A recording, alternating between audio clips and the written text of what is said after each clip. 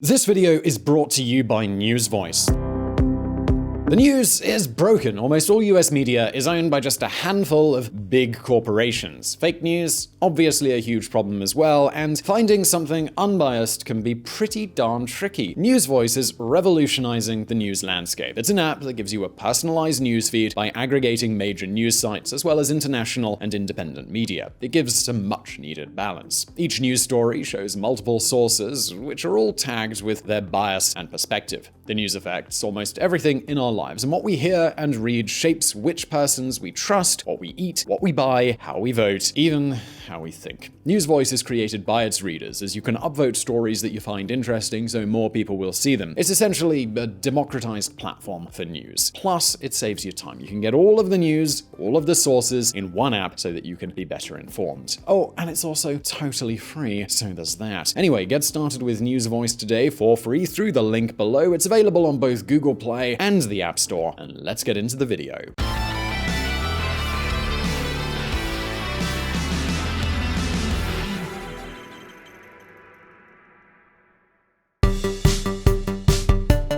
Bernie Sanders won't go down in history. On April the 8th, Bernie Sanders announced his retirement as a Democratic primary candidate for the 2020 presidential election. You could be forgiven for thinking that the Sanders revolution no longer exists. However, hold on a moment, because the end of this story may not have yet been written. Don't forget that Bernie Sanders is like a gravitational force. I mean, he's a guy who's always been there, pulling the Democratic Party to the left with the same force that gravity dropped the apple on Newton's head. And you know what? Today, that may be Sanders' greatest triumph of all. Some of his proposals have even been adopted by Joe Biden. We're close. Be careful, you're on.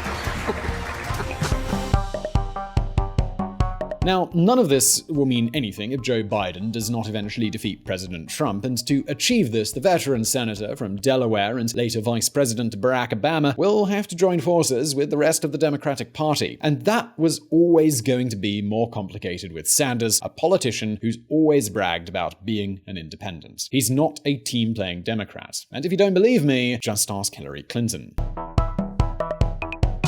In other words, Sanders knows that once out of the ring, his greatest triumph will be to influence the Democratic Party's 2020 agenda. That may already be the only triumph of his ill-fated revolution. So the questions we can ask ourselves are, who is Bernie Sanders? How long has he been in politics? What does he stand for? And more importantly, why have so many candidates retired from the primary race just to prevent Sanders from being the Democratic nominee? Also, does he really have any chance of influencing Joe Biden's candidacy?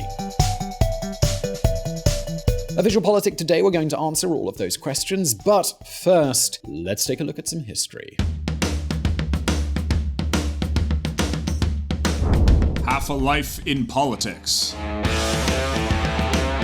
Where were you in 1981? I don't know about you, but in my case, I wasn't even born. I still had a few years before landing in this world. What we do know is where Bernie Sanders was. 39 years ago, he began his political life as mayor of Burlington, a small town in the state of Vermont. I'm sure he didn't imagine that after 8 years as mayor, he'd be a congressman for 16 years and later a senator for 18 years. That's if he finishes out his current term, which ends in 2025.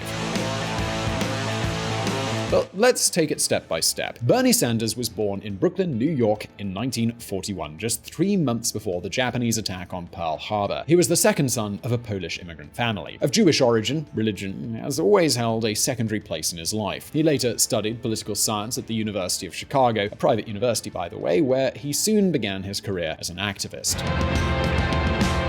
And what could a young activist do in the United States in the 1960s and 70s? Well, participate in favor of two causes that marked an entire generation. The civil rights movement, where Sanders actively fought against racial segregation at the university, and the pacifist movement, which was then mobilized against the Vietnam War. And if Sanders is a powerful character at 78, imagine him 40 years ago.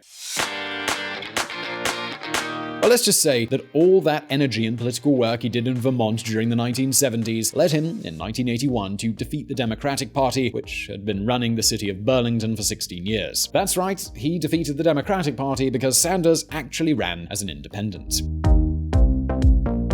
He was and is an independent because he's always liked to do his own thing, and that explains why headlines like this sometimes crop up.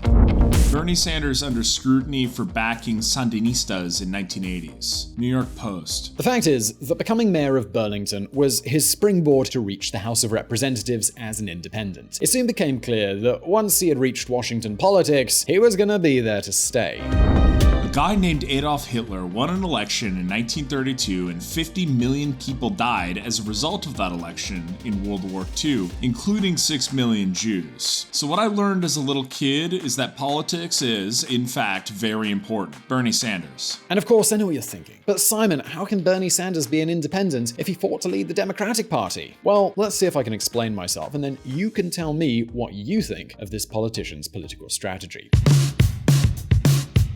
Since 1990, Bernie has run in the Vermont Democratic Party primaries up to 10 times, sometimes for the House and sometimes for the Senate. And what has been clear all this time is that Sanders does his own thing. On 4 of those 10 occasions, the last in 2004, Sanders lost Vermont's Democratic primary. But make no mistake, that setback didn't make him change his plans. He then ran for election as an independent and won office over both Republican and Democratic candidates. The funny thing was that Sanders acted the same each time he won the primary. He always rejected the nomination and showed up as an independent, leaving the Democrats without an official candidate. In other words, over the years, he has used the Democratic Party merely as a platform to spread his message more widely. What Democrats most criticize about his already long 30 years in Washington, however, is another matter altogether. You see, during those 3 decades, Democrats have been the federal government for a total of 16 years, 8 years with Bill Clinton and 8 more with Barack Obama. Well, in this time, Sanders has only been the main sponsor of 7 legislative drafts that eventually became law. The 2 most prominent laws Bernie Sanders has pushed have improved compensation for war veterans, but the rest are, well, how can we put this, just a little quaint. 2 laws have served to change the name of 2 post offices in Vermont, another to endorse an agreement on water supply between Vermont and New Hampshire, another for the protection of an Appalachian area, and finally the most recent was to boost the celebration of Vermont's bicentenary. Well, Bernie Sanders' legislative track record has not exactly laid the ground for the great revolution he is now propagating across the United States. That said, we don't want to be unfair either. The work of a congressman or a senator goes beyond the laws he could have championed. Sometimes parliamentary negotiation requires giving prominence to others, and of course, if there's one thing Bernie knows, it's to be insistent about all those little things. His activity in many legislative negotiations has been very intense, but the truth is, as far as leading any big changes, well, so far, nothing at all. In any case, the most striking thing is that when you turn 70, logic points to politicians moving towards the path of retirement. But in Bernie's case, this has been the age that he has taken unexpected prominence. So what happens for Sanders to make the leap onto the front page? Well, that would be the economic crisis. Is that as a result of the greed, the recklessness, and the illegal behavior on Wall Street, we were plunged into this horrendous recession we're currently in. When Barack Obama came to power in 2009, the United States was in the midst of the Great Recession. And the truth is that the Obama administration's management didn't please everyone, especially the more radical wing of the American left, and then some powerful groups emerged, such as Occupy Wall Street. And the question was, who could give political representation on the left to these popular protests that challenged economic powers? Evidently, these movements didn't want to hear from Republicans or Democrats, but if anyone could represent them, it was Bernie Sanders, the independent senator from Vermont. This is where Sanders' candidacy for the presidential primary was born, just as Ron Paul's figure emerged strongly on the other side of the political ring. Right now, we're building an embassy in Iraq that's bigger than the Vatican. We're building 14 permanent bases. What would we say here if China was doing this in our country or in the Gulf of Mexico? The candidacy of Sanders emerged from a circle of a very powerful, faithful few, as faithful as they are insufficient to get a majority of support in the Democratic Party. Now, at this point, I think we need to look at a twist in the plot and answer a question. The question that has been floating over the 2020 Democratic primary. Why do those who rule in the Democratic Party, the most influential guys, better known as the establishment, not want to see Sanders' face even on a poster? Well, let's find out.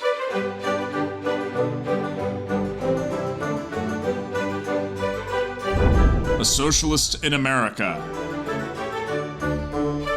Communist? That their healthcare system is free, but they would be open to acknowledge that it is probably 10 years behind the United States in terms of medical technology. Socialist? As a socialist, the word socialism does not frighten me, and I think it's probably fair to say that the Nicaraguan government is primarily a socialist government. Social Democrat? You're a millionaire, though.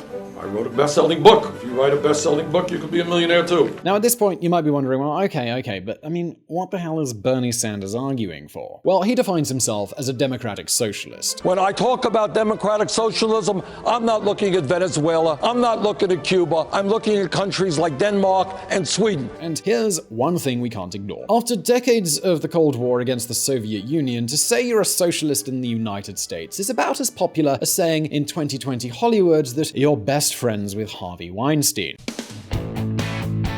As you all know, for decades in the United States, socialism has often been seen as an anti-American ideology. And the truth is, it's going to be hard to shake that label with Sanders making statements like these. Sanders says, quote, "It's unfair to simply say everything is bad," end quote, with Fidel Castro's Cuba. CNN. Imagine how this defense of the Castro regime went down in Florida, a state where Hillary Clinton lost by 1 point to Trump. But also think of the rest of the United States. Because, okay, with any politician there can always be a slip, but when it's Sanders speaking, a person who spent his own honeymoon in the Soviet Union in the 1980s, then it changes things. And that's why both the Democratic Party establishment and the more moderate branches of US politics are allergic to Bernie Sanders. Anyway, so far we've focused a lot on Sanders' trajectory, but what can his democratic socialism actually offer? So when I use the word socialist, and I know some people are uncomfortable about it, I say that it is imperative that we create a political revolution, that millions of people get involved in the political process, and that we create a government that works for all. Well, you see, the main goal of Bernie's agenda is to fight inequality. To this end, he promises to carry out major revolutions to reduce poverty, ensure quality public education, make university enrollment completely free, cancel student debt, provide public and free healthcare for everyone, and decarbonize the economy so that the United States can lead the fight against climate change. Pretty much is exactly the opposite of how the United States has traditionally operated. For example, some of the proposed measures to combat inequality are so radical that European social democracy would not even dare to think about them. I know that some people in the US associate the Nordic model with some sort of socialism. Therefore, I would like to make one thing clear. Denmark is far from a socialist planned economy. Denmark is a market economy. Let me explain. Making sure companies pay their taxes is fine. Raising the corporation tax Trump lowered is an option. And, you might not like it, but it is an option. And of course, if you consider the huge deficit in the public accounts that Trump is going to leave, it might even sound reasonable. However, forcing companies to give up 20% of their shares to workers seems more like an expropriation of Maduro's Venezuela than a measure of Felipe González's Spain. And then there's the health issue. It's a proposal that suddenly has arrived at the right time to be on the table. Coronavirus could make Americans more sensitive to their Medicare for All.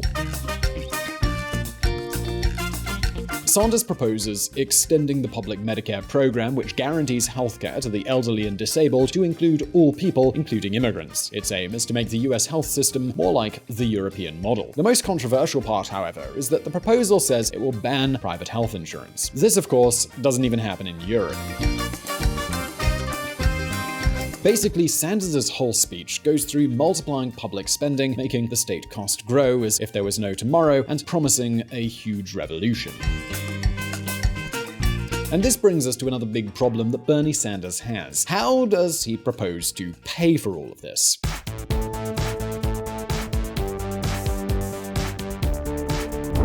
Modern monetary theory. Let's quickly look at the numbers. So the cost of Medicare for All would be about $4.7 trillion a year, when the total budget for federal spending is $4.4 trillion. So, being generous, carrying out all of Sanders' proposals would at the very least double public spending. The question is, how does he intend to solve this problem? Apparently, that would be through raising taxes and proposing the creation of other new taxes. And that doesn't sound like much of a winning platform if you actually want to get elected. What scares the old guard of the Democratic Party the most, however, is this. The economist who believes the government should just print more money. The Bernie Sanders advisor Stephanie Kelton argues that how should we pay for it shouldn't be a central question in American politics. New Yorker. Stephanie Kelton has been working closely with Bernie Sanders for 5 years. She is a great advocate for modern monetary theory, a movement that basically proposes that governments that control their own currency can spend freely, virtually without limit, as they can always print more and more banknotes to pay their debts. Modern monetary theory suggests that public spending can be increased by creating more and more money until the economy reaches its full capacity and eliminates unemployment. This could finance important programs such as universal health, free tuition, or even green energy. And as their supporters argue, this kind of policy would not generate inflation as long as there are significant levels of unemployment.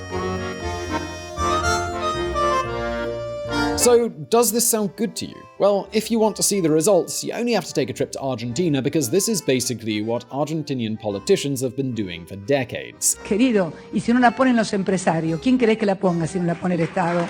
Esto es lo que yo digo. A ver, ¿de dónde quieren que la hagamos? ¿Cómo sostenemos esto?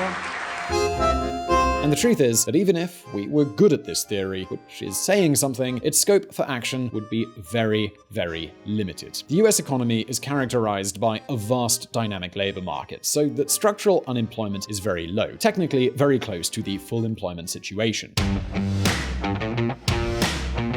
But that's not all. As we have told you, to finance all this political revolution and at the same time prevent the inflation that could be caused by all that printing of new money, Sanders argues for raising taxes, all taxes, and creating new taxes. And once he's created those new taxes, he also proposes to raise those as well. But what if, even with a raft of new taxes, the numbers still don't add up? Bernie Sanders' advisor says US can safely add $500 billion to deficit. Bloomberg. In other words, Sanders wants to end what the United States has been historically. He dreams of, and argues for, a popular revolution that could end up creating something like the Socialist States of America. And yes, I thought that definition might make you uncomfortable. I'm sure you understand now why so many in the American establishment were afraid of Bernie Sanders, and also why he would have been Donald Trump's favorite candidate. The fact is that the primary started pretty well for Sanders, but since Super Tuesday, the trend swung so much in favor of Biden that the Vermont senator had to throw in the towel. From the moment the nomination race was reduced to 2 options, it seemed more and more likely that Biden was going to end up being the person chosen by the Democratic Party to fight against Donald Trump. As we have explained, Sanders' proposals, in principle, sound good to many people, especially young people, as well as those who are burdened with huge 6-figure university loans and those suffering a headache from the US healthcare system. But the truth is that its economic bill dangerously combines the concepts of deficit, taxes, and inflation. This is an explosive cocktail that explains why virtually every Democratic primary candidate except Elizabeth Warren has cleared Joe Biden's path in order to focus on the moderate vote as soon as possible.